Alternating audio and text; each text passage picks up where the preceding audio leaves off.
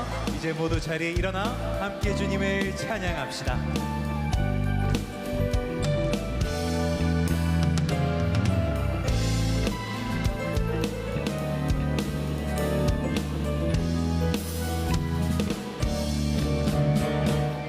주의 진보좌로 나아갈 때에 기뻐 찬미 소리 외치고 겁과 두려움 없어지리니 영원하신 발에 안기세 주의 발에 그 크신 발에 안기세 주의 발에 영원하신 발에 안기세 영원하신 발에 안기세 영원하신 발에 안기세 아멘. 저 바다보다도 더 넓고 저 산과 하늘보다 더 높은 주님의 은혜가 이곳에 가득해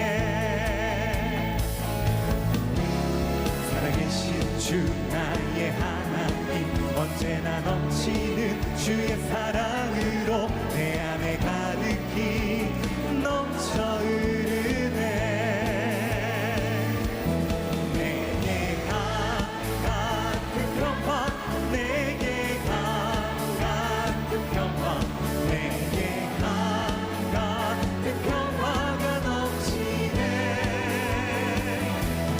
내게 같은 평화 내게 같은 평화 내게 같은 평화가 넘치네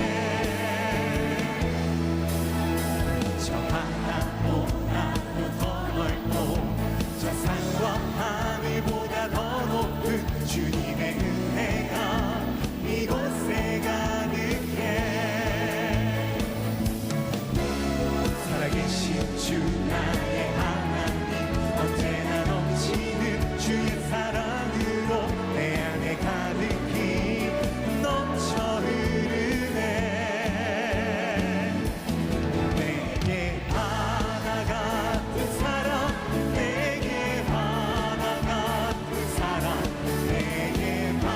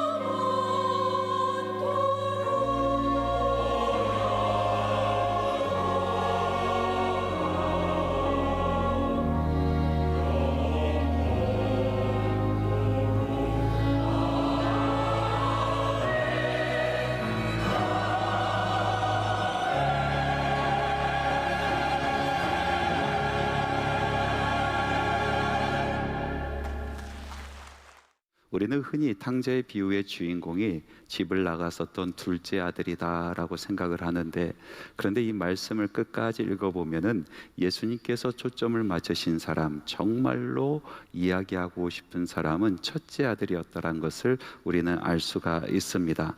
오늘 본문이 속한 누가복음 15장에는 세 가지 비유의 말씀이 나란히 적혀져 있습니다. 첫 번째 비유의 말씀은 잃은 양을 찾은 목자의 비유, 또 두 번째 말씀은 잃은 드라크마를 찾은 여인의 비유, 세 번째는 잃은 아들을 찾은 아버지의 비유의 말씀입니다. 이 세 가지의 비유의 말씀은 공통된 주제가 또 공통된 내용이 있습니다. 정말 아끼고 소중히 여기는 것을 잃어버렸다가 그것을 다시 찾았고 그 찾음으로 말미암아 기쁨이 충만했다라는 그런 주제와 내용인 것입니다. 그러면은 이 비슷한 내용의 이야기들이 왜 이렇게 나열되어 있을까요? 어떤 성서 신학자들은 이렇게 이야기합니다. 후대에 이 누가복음을 편집을 하다가 같은 주제에 있는 그런 비유의 말씀을 함께 묶어 놓았다, 그렇게 이야기하는 사람들이 있는데요, 저는 거기에 동의할 수가 없고요. 그리고 저는 다르게 생각을 합니다. 예수님께서 똑같은 주제에 다른 각도의 이야기를 하셨다라고 보고 있거든요. 저도 말씀을 전하는 사람으로서 어떤 주제를 꼭 전하고 설교를 해야 될 때에 시리즈로 설교를 하거든요. 그 주제에 대해서 이쪽으로 또 저쪽으로 살펴보면서 점점 그 본질에 가까워 가게 하는 그런 설교를 한단 말이죠. 예수님께서도 같은 이야기를 이런 방면에서 저런 방면에서 이야기를 해주면서 그 본질적인 것이 무엇인가 우리들의 삶을 돌아보게 하는 그런 방법을 쓰신 것입니다. 이 반복된 이야기의 마지막에 예수님께서 결국 하시고 싶어 하시는 말씀으로 결론을 맺고 있는데요, 그것이 바로 첫째 아들에 대한 이야기인 것이죠. 예수님이 이 세 가지 비유의 말씀을 하게 된 계기가 있습니다. 하나님의 말씀에 보니까 이렇게 기록되어 있어요. 같이 한번 읽어봅니다. 누가복음 15장 1절에서 2절 말씀입니다. 모든 세리와 죄인들이 말씀을 들으러 가까이 나아오니 바리새인과 서기관들이 수군거려 이르되 이 사람이 죄인을 영접하고 음식을 같이 먹는다 하더라. 예수님께서 죄인과 세리를 영접합니다. 그들과 친구가 되어 주십니다. 그리고 그들과 함께 밥을 먹고 축제를 벌리십니다. 잔치를 벌이세요. 이것은 무슨 의미입니까? 한 식구가 되었다라는 것이죠. 그런데 그것을 보고 있었던 바리새인과 서기관은 마음이 참 불편합니다. 어떻게 죄인과 함께 할 수 있지? 어떻게 저 세리와 같은 사람들과 같이 밥을 먹으면서 한 식구가 될 수 있지? 예수님이 불만스럽습니다. 그 모습을 보고 있었던 예수님께서 바리새인과 서기관들에게 들으라고 하신 말씀이 세 가지 비유인 것입니다. 그리고 마지막에 스스로를 의롭게 여기고 죄인들과 세리를 정말 낮게 여기는 아버지의 마음을 전혀 갖고 있지 아니하는 위선에 가득 차 있는 바리새인과 서기관들의 그 자신을 돌아보라는 의미에서 첫째 아들에 대한 이야기를 해주시고 계시는 것입니다.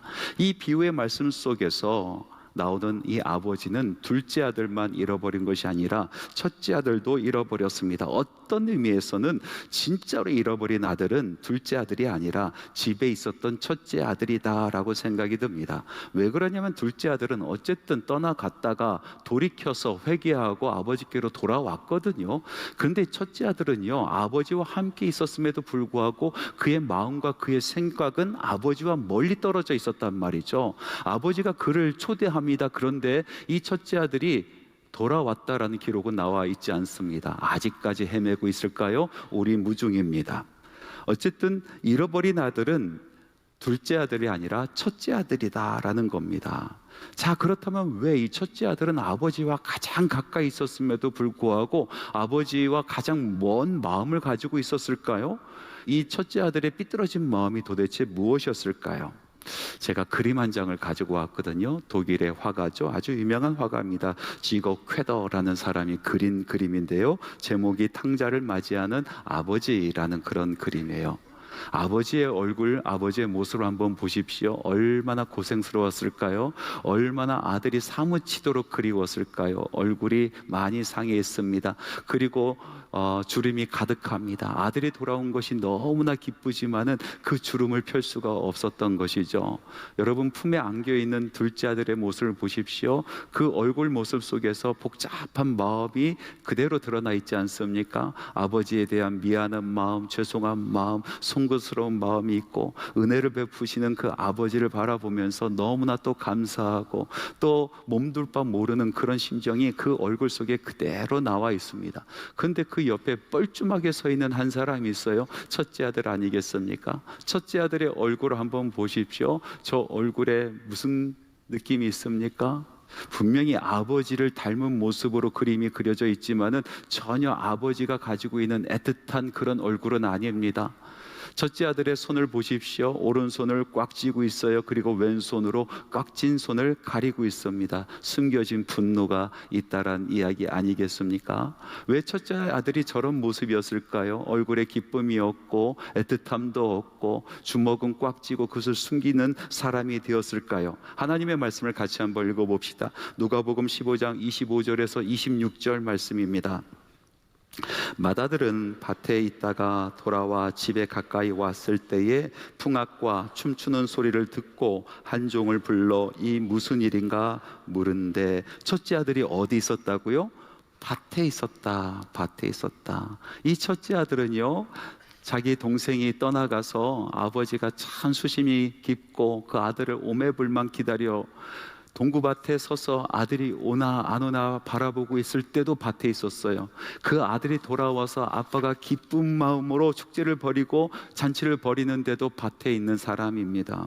붕악 소리가 납니다. 음식 냄새가 납니다. 하인을 하나 불러서 이것이 무슨 일인가 물어봅니다. 그랬더니 하인이 대답을 합니다. 27절 말씀에 이런 기록이 있습니다. 당신의 동생이 돌아왔음에 당신의 아버지가 건강한 그를 다시 맞아들이게 됨으로 인하여 살진 송아지를 잡았나이다. 첫째 아들은 동생이 돌아왔었다는 이 소식, 그리고 잔치가 벌어졌다는 소식이 너무나 불쾌했습니다. 화가 났습니다. 집으로 들어가지 않습니다. 그 모습을 보고 아버지가 집 밖으로 나와 첫째를 마중 나오지 않습니까? 그때 아버지에게 자기 마음에 있는 이 화난 마음을 쏟아붓습니다. 30절 말씀인데요, 같이 한번 읽어보겠습니다.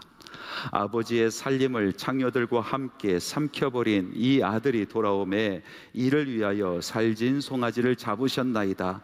첫째는요, 절대로 동생이라고 이야기하지 않습니다. 자기의 동생이에요. 그런데 동생이라고 이야기하지 않습니다. 뭐라고 표현합니까? 삼켜버린 이 아들이라고 이야기합니다. 헬라 원어로 보니까 탕진한 당신의 아들이라고 표현되고 있습니다. 내 동생 아니란 겁니다. 당신이 좋아하는 당신의 아들이라는 것이죠. 절대 나와 상관없는 사람입니다. 나는 이미 내 마음속에 동생을 마음속에 지워버렸습니다. 나는 그와 상관없는 사람입니다 라는 이야기입니다. 그러면서 화가 난 이유를 이야기합니다. 저 사람이, 당신의 아들 저 사람이 당신의 재산을 탕진했지 않습니까? 그것이 내가 너무나 화가 납니다 하면서 이야기하고 있습니다. 정말로 그럴까요? 이 첫째 아들이 화가 났었던 것이 동생 때문에 그랬을까요? 동생이 아버지의 재산을 가지고 나가서 탕진해 버렸기 때문에 화가 난 것일까요? 절대 그렇지 않습니다. 그것은 표면적인 이유고 숨겨진 이유는 따로 있습니다. 이 첫째 아들이 화가 난 것은 바로 아버지 때문에 화가 난 것입니다. 나는 의롭게 살았는데 의롭게 살지 못했었던 저 아들, 당신의 아들을 맞이하고 영접하는 아버지의 모습이 너무 화가 나는 겁니다. 그 모습이 이해가 되지 않는 것입니다. 의로운 나에게는 상도 차려주지 아니하고 저 죄인처럼 살아갔었던, 아버지를 속이며 살아갔었던 저 사람에게 우리 아버지께서 호의를 베풀고 영접하는 모습이 너무나 싫었던 것입니다. 동생에게 화가 난 것이 아니라 아버지에게 화가 났어요. 저는 아주 어려서부터 목사가 되기로 꿈을 꾸면서 자라났습니다. 언제부터인지 기억이 안 나요. 제 어머니 이야기로는 제가 말을 시작하면서 목사가 되겠다라고 얘기했대요. 믿거나 말거나. 자라나면서도 물론 방황도 하고 크고 작은 일도 겪고 또 우리 하나님 보시기에 참 쑥스럽고 고백하기가 어려운 그런 일들도 겪었지만은, 그러나 제 마음속에는 예수 그리스도께서 나의 구주가 되시고 나는 예수님의 종으로서 목사로서 일평생 살아가야겠다라는 그 마음은 한 번도 변함이 없어요. 그래서 저는 신학대학을 갔고 신학교를 갔고 그리고 목사의 과정을 이수하고 목사 안수를 받고 목사가 되었단 말이죠. 큰 굴곡 없이, 큰 나쁜 길로 빠지는 그런 일 없이 목사가 되어버린 거죠. 그런데 간혹 보면은요, 세상에서 방황하다가 목사 되신 분들이 계세요. 세상에서 아주 방탕한 생활을 하다가 예수 만나고 감격하고 기쁨 누리다가 예수님께서 불러주셔서 그리고 자기 인생을 바꾸고 모든 것을 내려놓고 목사가 되신 분들이 있거든요. 저는 그런 분들 보면서 약간 약올라요. 자기는 해볼 거 다 해보고 이제 목사가 된 사람들. 그런데 이분들이요, 간혹가다 설교를 할 때 또 어느 집회에서 말씀을 나눌 때 자기의 방탕한 생활을 막 이야기한단 말이죠. 저는 그걸 보면서 괜히 뭘 잘했다고 저런 얘기를 하나 이런 생각을 한단 말이죠. 옛날에 지금은 아니에요. 지금 많이 착해졌습니다. 여러분 안 그렇습니까? 여러분, 어떤 사람들은 정말로 세상에서 방황하다가 나중에 예수 믿고 교회로 돌아와서 정말 신앙생활 기쁘게 하는 사람들이 있어요. 어려서부터 교회를 다니고 모태신앙으로 자라났었던 사람들이 보았을 때는요, 참 가짱크거든요. 와서 팔팔 뛰고 예수 만났다고 좋아하고 막 자랑하고 자기가 경험했었던 거 막 나누면 언제까지 가나 보자 이렇게 생각하지 않습니까? 그런 사람들이 이제 시간이 지나가면서 집사가 되고요, 권사가 되고 장로가 되어서 교회에 이제 중추적인 역할을 감당하는 사람이 되어서 이제 말을 하기 시작합니다. 그러면요, 이 사람들이 뒤에서 뭐라고 하냐면은, 야, 좀 가만히 있지, 뭘 한다고? 나는 말이야 기저귀 차면서 교회 다녔어, 뭘 한다고? 이렇게 이야기하지 않습니까? 공동체 운동의 대가였었던 장 바니에라는 사람이 있어요. 그 사람이 쓴 책 중에서 아주 유명한 책 공동체와 성장이라는 책이 있죠. 이 공동체와 성장에서 장 바니엘은 이런 말을 합니다. 제가 읽어드리겠습니다. 나는 내가 가지고 있지 않은 것을 가지고 있다. 나는 너와 같지 않다. 내가 못 가진 것을 나는 가지고 있으며 내가 알지 못하는 것을 나는 알고 있다. 그렇기 때문에 너는 고통을 겪고 나는 행복하고, 너는 멸시를 당하지만 나는 칭찬을 받고, 너는 죽지만 나는 산다. 너는 아무것도 아닌 사람이지만 나는 중요한 사람이다. 내가 아무것도 아니기 때문에 더더욱 나는 중요한 사람이다라고 일평생 탐복하며 사는 사람이 결국 공동체를 깬다. 여러분, 나는 하나님으로부터 특별한 사람이야, 나는 하나님으로부터 특별한 사랑을 받고 있다라고 생각하면서 동시에 사람들을 무시한단 말이죠. 영적인 교만에 대한 날카로운 비판입니다. 저는 이것을 영적인 나르시즘이라고 부릅니다. 하나님이 자기만 사랑하는 줄 알아요. 자기만 하나님의 자녀인 줄 알아요.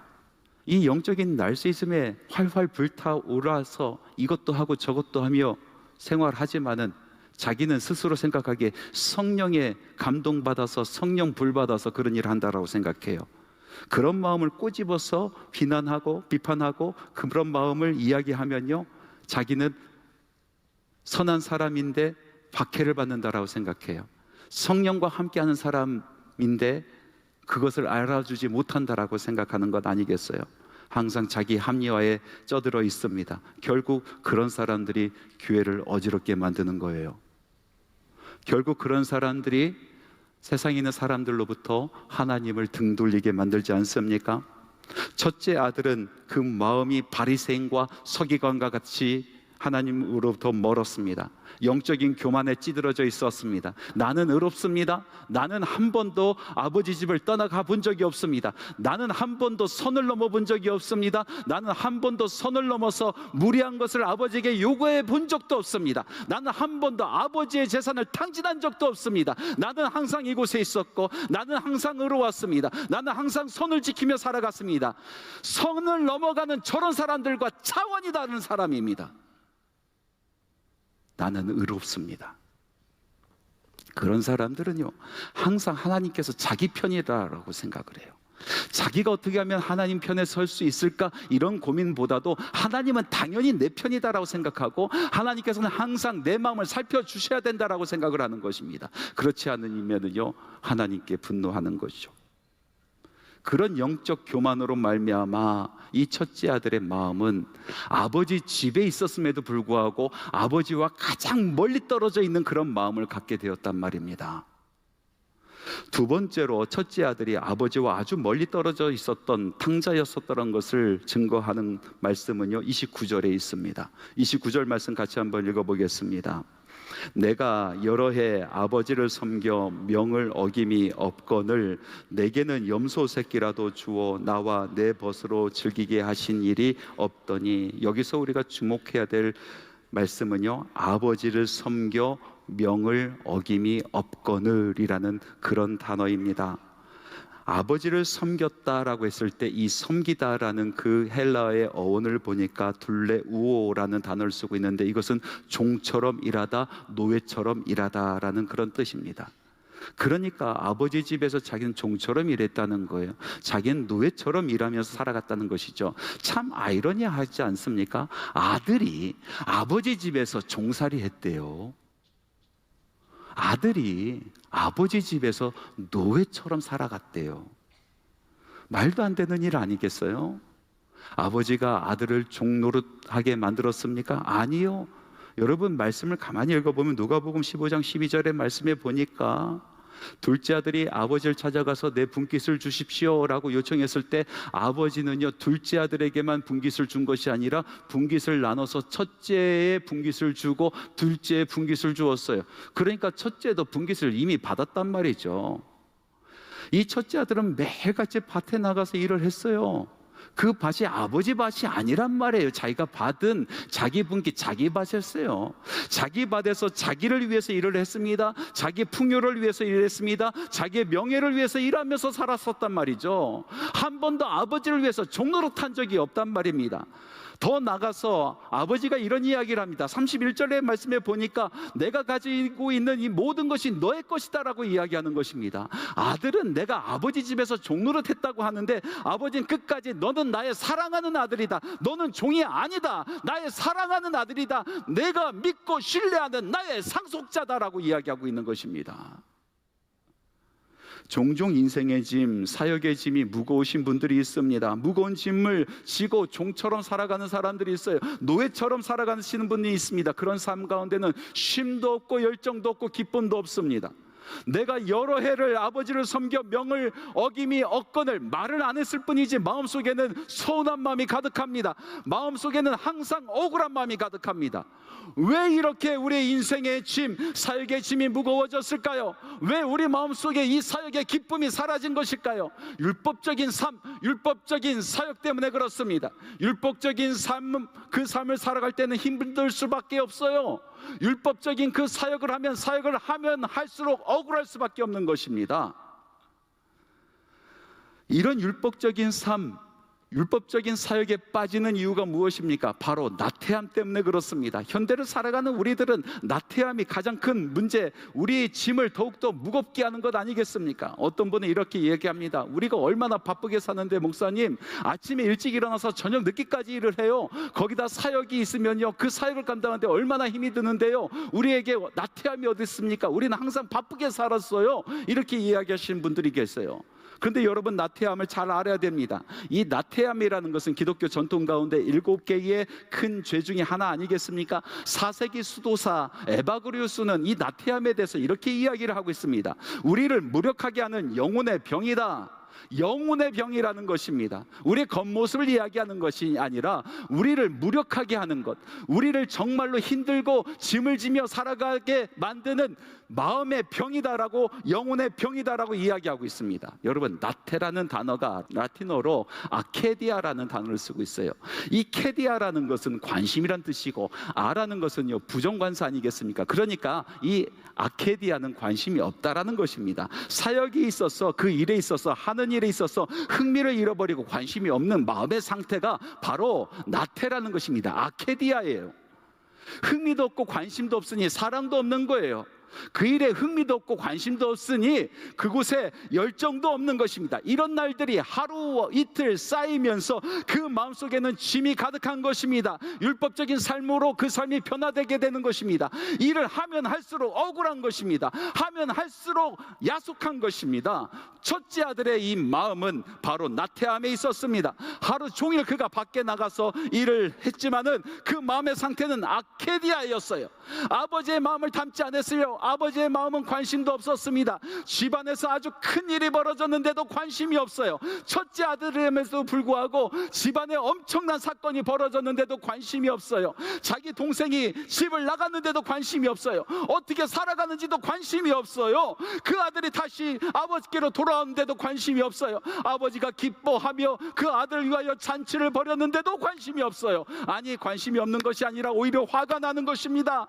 마음속에 분노가 있게 되는 것입니다. 내가 어떻게 살았는데, 내가 어떻게 힘들게 살았는데 나에게는 염소 새끼 한 마리도 잡아주지 아니하고 저 죄인, 받아들여서는 안 되는 저 사람을 두고 기뻐하는 아버지가 약속한 겁니다. 첫째 아들의 마음은요, 그가 밭에 나가서 매일같이 일을 했지만은, 자기 말대로 종처럼 일했지만은 그 마음 상태는 나태했어요. 관심이 없어요. 사랑이 없어요. 열정도 없어요. 하루하루 일을 하면 할수록 억울한 거예요.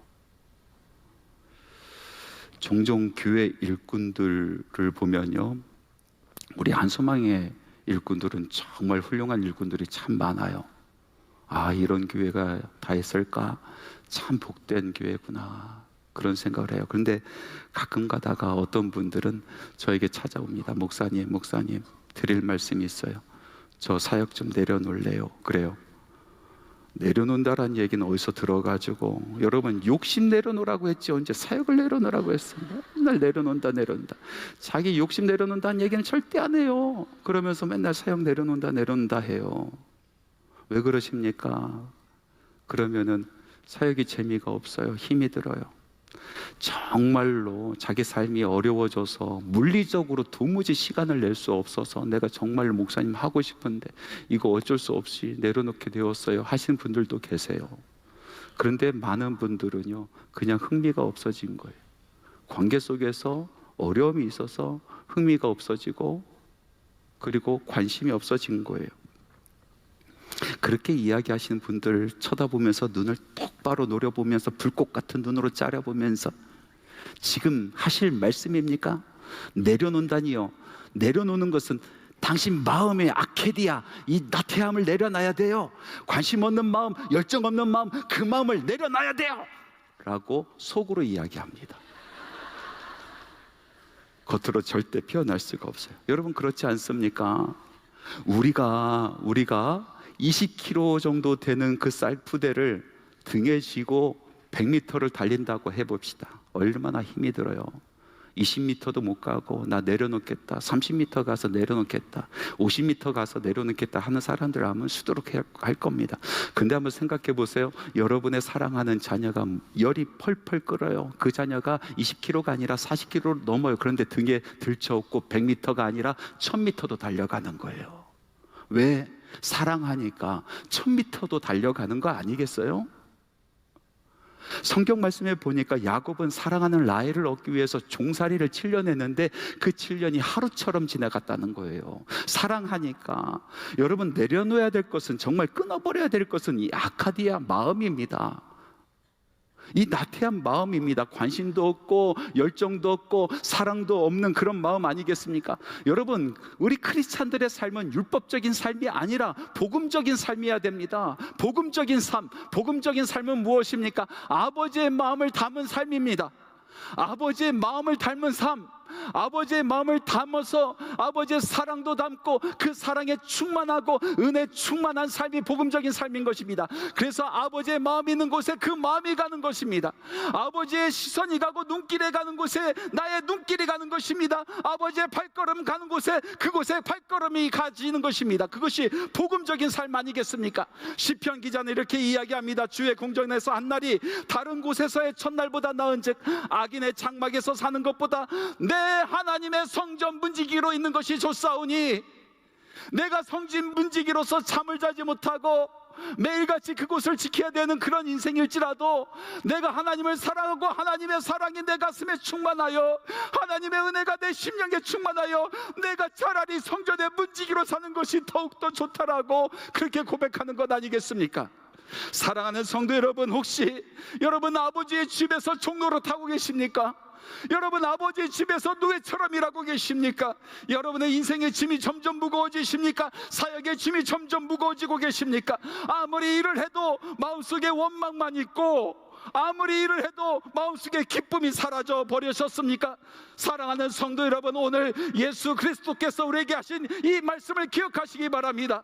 우리 예수님께서 걸어가신 그 발걸음을 기억하시기 바랍니다.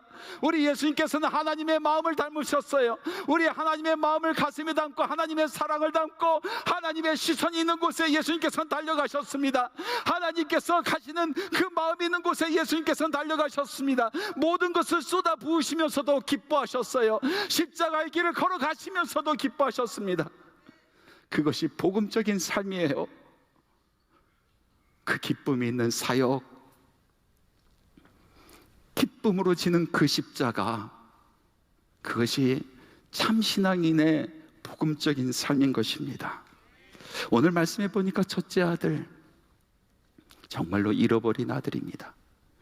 그 마음속에 영적인 교만, 영적인 나르시즘이 가득하여 무조건 하나님이 자기 편인 줄 알고 다른 사람을 업신여깁니다. 인정하지 않고 용납하지도 않습니다. 이 첫째 아들의 마음을 가만히 보니까 아버지의 마음이 없어요. 그래서 집에서, 아버지 집에서 종살이 했대요. 종살이. 참 불쌍한 사람이에요. 오늘 말씀을 보면서 우리 자신을 한번 돌이켜 봅니다. 우리도 쓰러집니다. 넘어집니다. 마음이 높아지기도 하고요, 다른 사람들이 참 우스워 보이기도 합니다.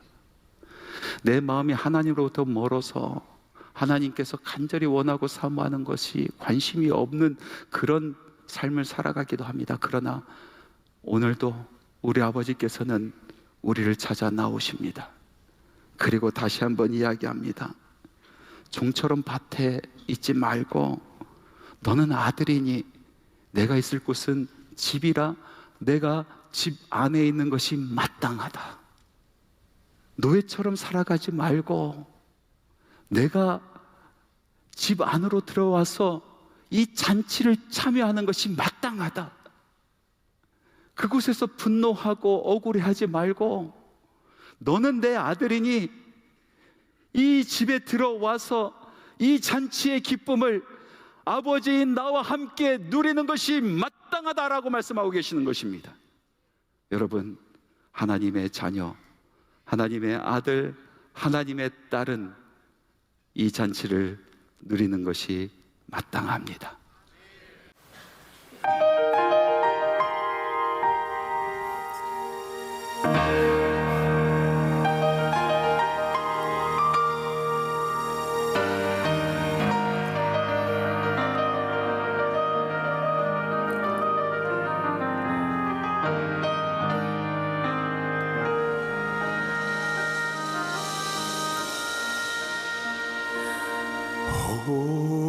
Holy, holy are you, Lord God Almighty. Worthy is the Lamb.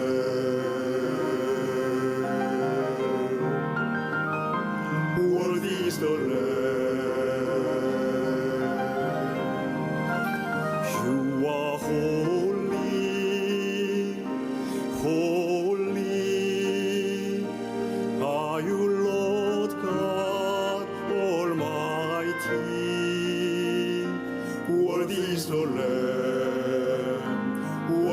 the Lamb. Amen.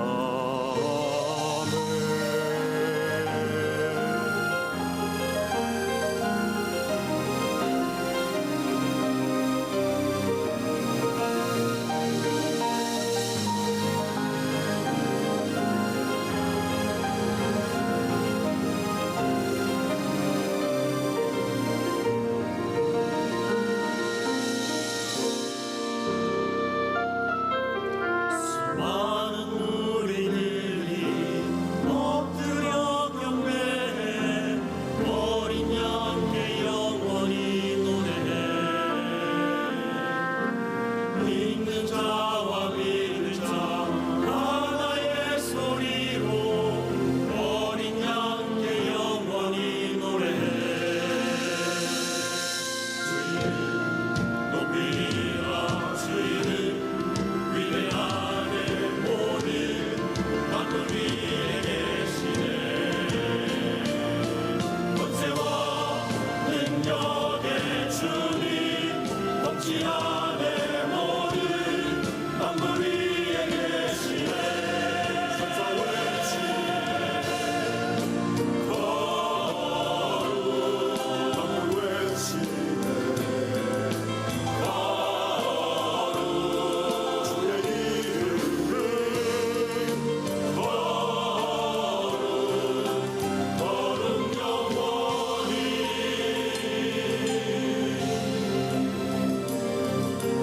구원받은 자와 용서받은 자를 어린 양께 영원히 노래해 함께 노래 자유 안에 거하고 주를 지하며 어린 양께 영원히 노래해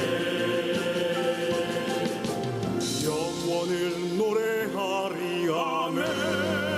The angels cry, holy, to the King of Kings. Holy, you will always be. Holy, holy forever. You will always be.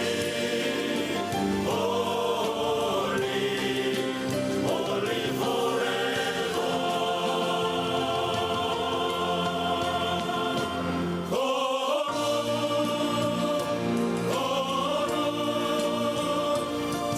전능하신 주 하나님 존귀하신 존귀하신 주는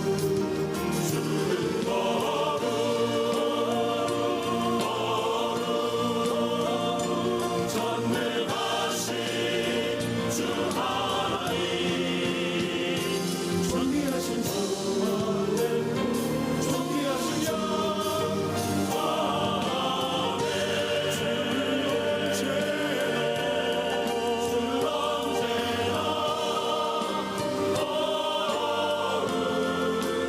거룩 영원히 주는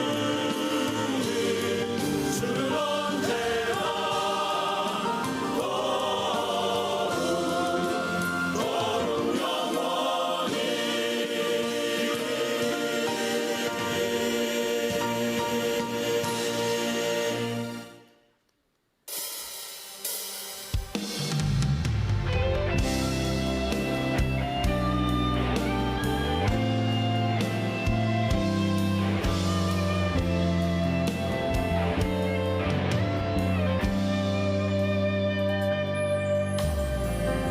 힘들고 지쳐 낭만하고 넘어져 일어날 힘 전혀 없을 때에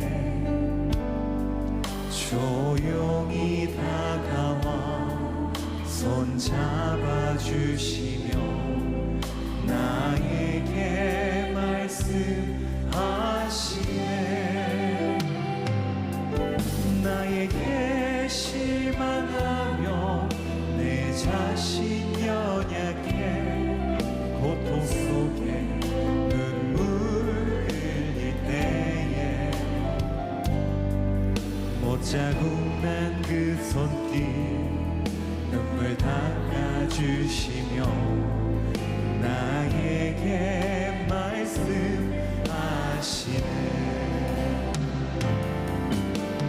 너는 내 아들이라 오늘 날 내가 너를 낳도다.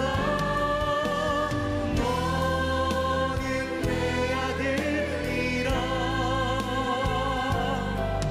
나의 사랑하는 내 아들이라. 힘들고 지쳐 난만하고 넘어져 일어날 길 전혀 없을 때에 조용히 다가와 손 잡아주시며 나에게 말씀하시네. 나에게 실망하며 내 자신 연약해 고통 속에 눈물 흘릴 때에 목자국 난 그 손길 눈물 닦아주시며 나에게 말씀하시네.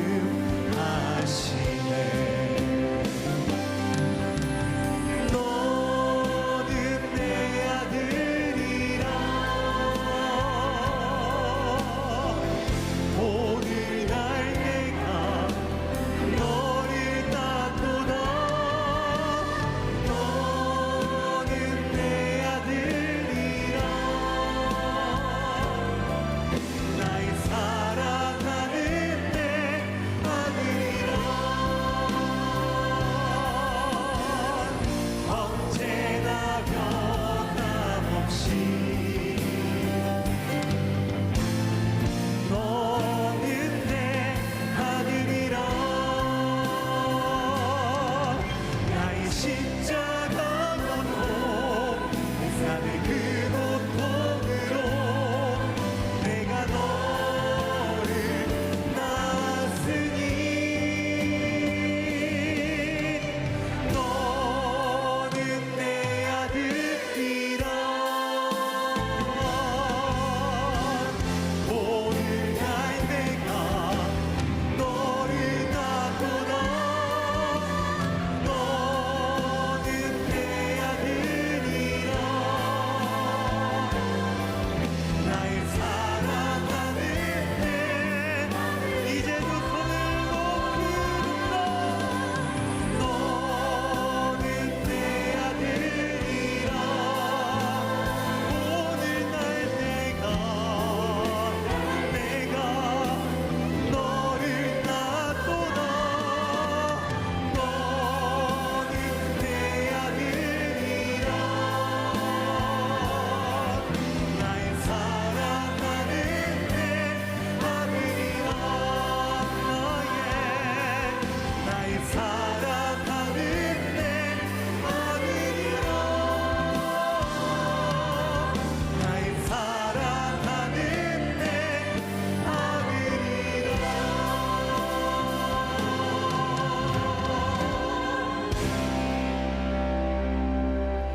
예수 그리스도의 은혜와 하나님의 사랑하심과 성령님의 교통, 충만, 역사, 손잡고 동행하심이 주님의 전에서 우리 하나님의 이름을 부르며 마음껏 찬양하고 예배하고 선포된 말씀 부여잡고 세상으로 돌아가는 주님의 사랑하는 자녀들 발걸음 위에 하는 모든 사역 위에 사업 위에 직장 위에 학업 위에 지금부터 영원토록 함께 하시기를 간절히 축원하옵나이다.